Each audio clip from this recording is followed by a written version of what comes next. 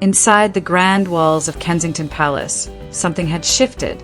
The air, once filled with the quiet rhythm of royal routine, now felt heavy, charged with an unspoken tension. Those closest to the family described the mood as cold, unnervingly quiet. Even the most composed courtiers, veterans of decades of scandal, began to whisper behind closed doors. Staff avoided each other's eyes. Corridors that once echoed with movement now carried only muted footsteps and hurried murmurs. Schedules changed without explanation. Meetings were cancelled. Security tightened. It was as if the palace itself had drawn a curtain across its heart. And behind that curtain, something was breaking. The first real sign came when the Princess of Wales, known for her unwavering dedication, began missing engagements she would never ordinarily forego. Commonwealth Day, the Easter service, long-standing public appearances. Her absence was not just unusual, it was alarming. Each missed event deepened the unease. Then came the moment that truly stirred the public's concern. Prince William attending the funeral of King Constantine alone. The cameras captured his expression. Restrained, respectful, but unmistakably strained. A silence that spoke volumes. And still, the palace said nothing. No elaboration, no warmth, only carefully worded statements repeated through official channels. Speculation filled the void. Some reports suggested complications from surgery. Others whispered of a more serious medical crisis. Social media erupted. Hashtags surged. Conspiracy videos flooded timelines. Curiosity morphed into collective anxiety. And yet, the palace remained unflinching, maintaining a masterclass in silence, controlled, deliberate, unyielding. But that control came at a cost. For the first time in years, the monarchy seemed to lose its grip on the story. Even seasoned royal correspondents, trained in discretion, began to speak out. "What is the palace hiding?" they asked. And why? People sensed it. This was more than privacy or recovery. Behind those closed doors was raw, unguarded pain that centuries of royal discipline could not disguise forever. The day the silence broke on the morning of March 22nd, 2024, the world stopped to listen. A short video appeared, barely a few minutes long, but carrying the weight of 1,000 unspoken fears. There was no grandeur, no formal introduction, no elaborate backdrop. Just Catherine, the Princess of Wales, sitting quietly in a simple garden. Sunlight fell softly across her face. Her voice was calm, measured, but her eyes told the story before her words. When she finally spoke, the truth hit like a thunderclap. The cancer had been there all along, hidden and unsuspected, discovered only after her earlier surgery for what had been described as a non-cancerous abdominal condition. The world listened in stunned disbelief. Every word carried both heartbreak and courage. This was not the poised figure the public had known through years of perfect appearances and polite smiles. This was Kate, simply Kate, a woman holding herself together as her world shifted beneath her feet.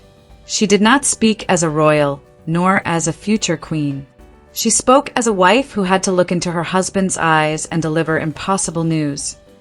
Unthinkable news as a mother protecting her children from fear, as a human confronting something far greater than herself. Kate Middleton spoke with an honesty stripped of polish.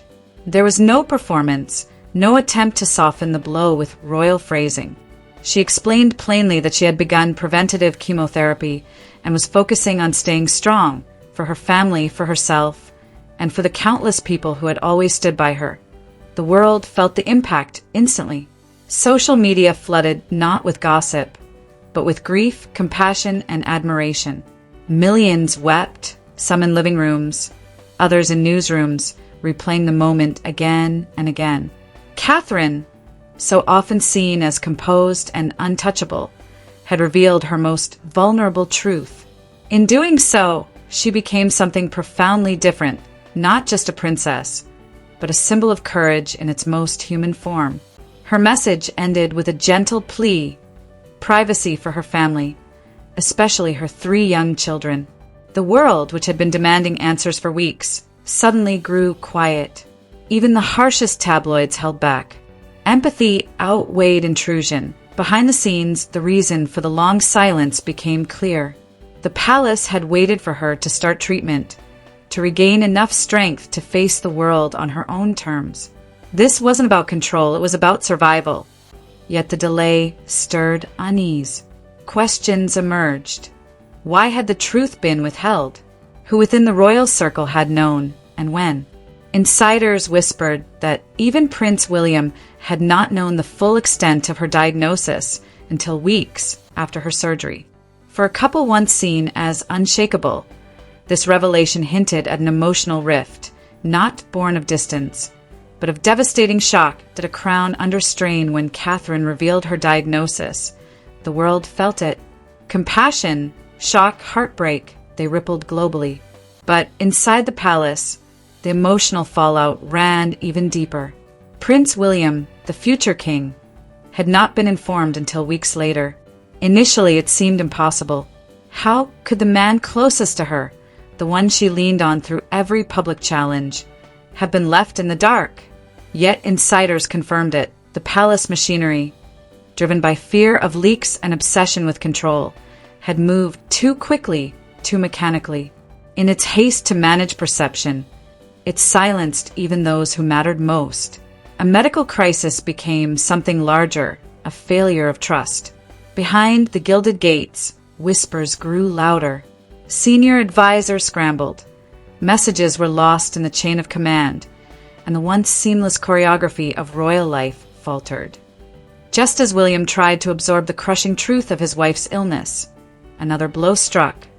King Charles had also been diagnosed with cancer. Two battles, unfolding simultaneously.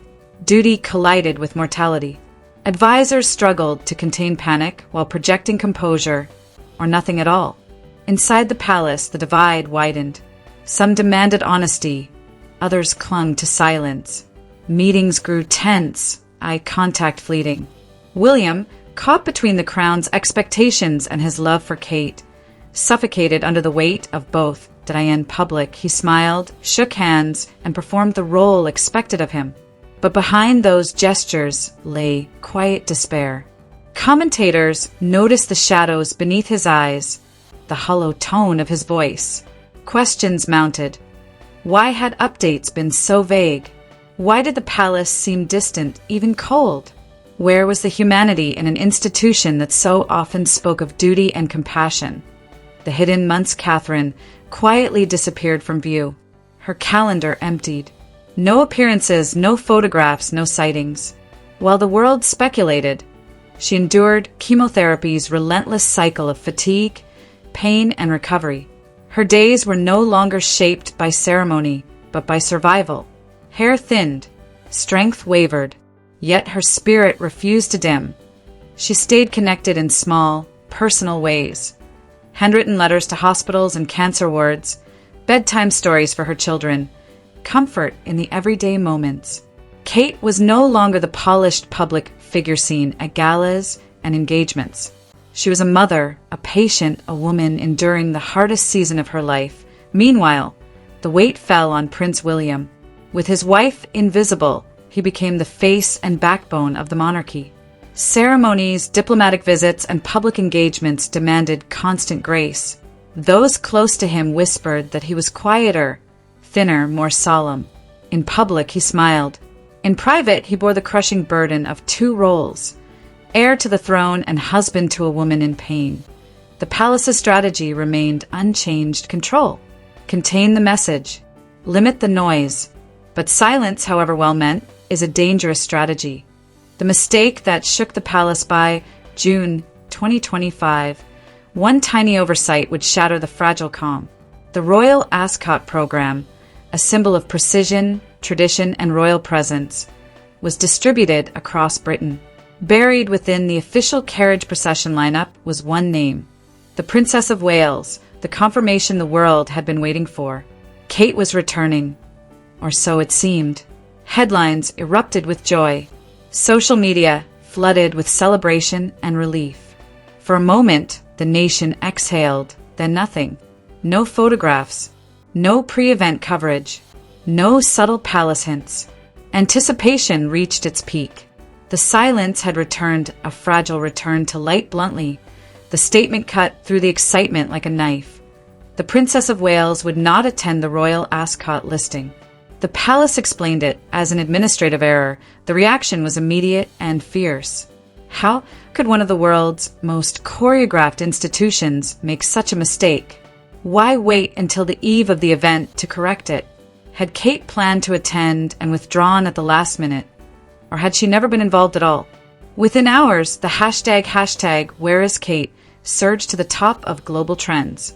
But this time the tone had shifted. Sympathy for her absence gave way to frustration. The public felt misled. Their brief moment of hope turned into disappointment. The error, officials claimed, had done more than spoil an event. It had reopened every wound that months of silence had created. Behind palace walls, chaos unfolded. Inside the Royal Communications Office, emails flew, meetings ran into the night, and press officers scrambled to patch the widening gap between perception and truth.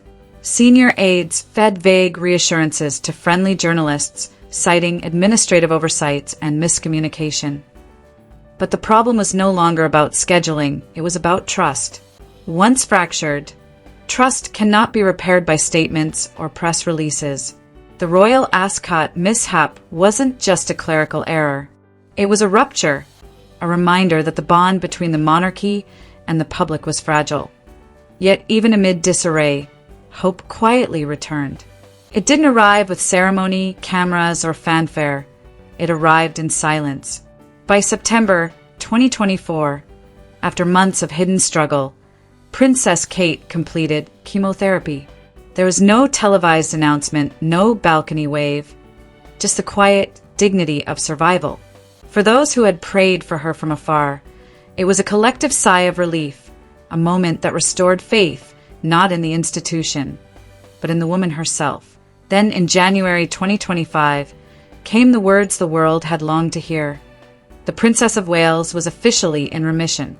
The news swept across continents, like sunlight breaking through a long winter.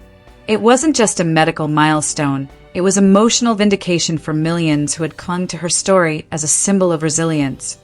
Recovery within the gilded walls of royalty, however, was never going to be simple. Every public appearance now required meticulous choreography. This was not a return to duty, it was a careful reawakening. Her team, balancing medical advice with royal expectation, designed brief, meaningful engagements. No speeches, no unplanned encounters, just moments to remind the world she was still here. Her presence, fragile yet fierce, became its own message of strength. When she stepped alongside Prince William at the Commonwealth Day service in March 2025, the room crackled with emotion. Every eye watched not with judgment, but with awe. Admiration for a woman who had walked through fire and returned with quiet grace. Then in June, another glimpse, a short appearance during the Garter Day procession.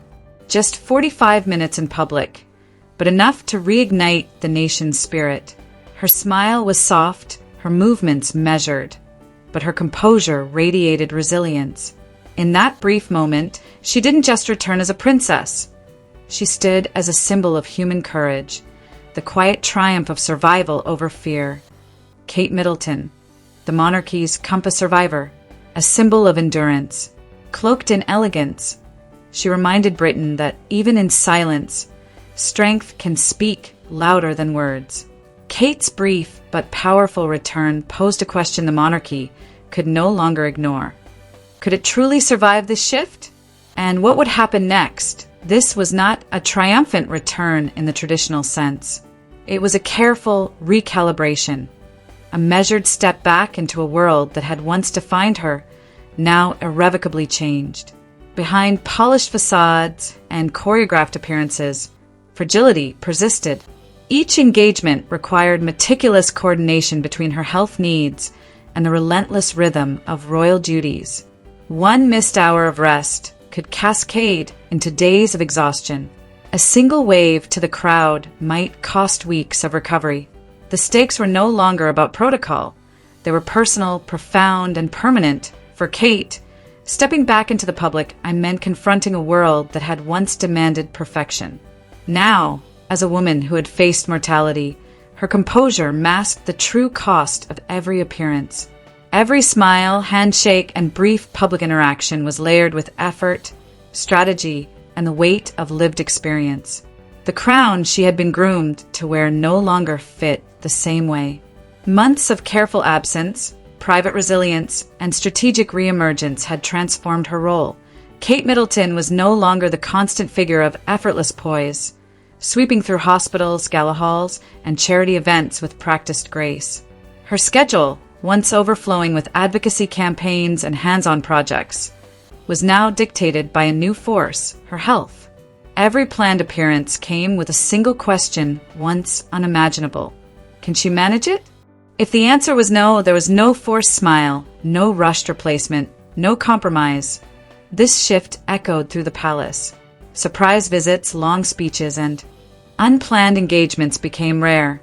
Doctors, personal aides, and senior advisors reviewed every commitment for physical strain, emotional toll, and timing. Projects she had nurtured, especially childhood initiatives close to her heart, were postponed or handed to others. Her personal touch, once celebrated as her hallmark, had to be moderated in favor of her well-being. Passion remained, but health dictated pace, scope, and presence.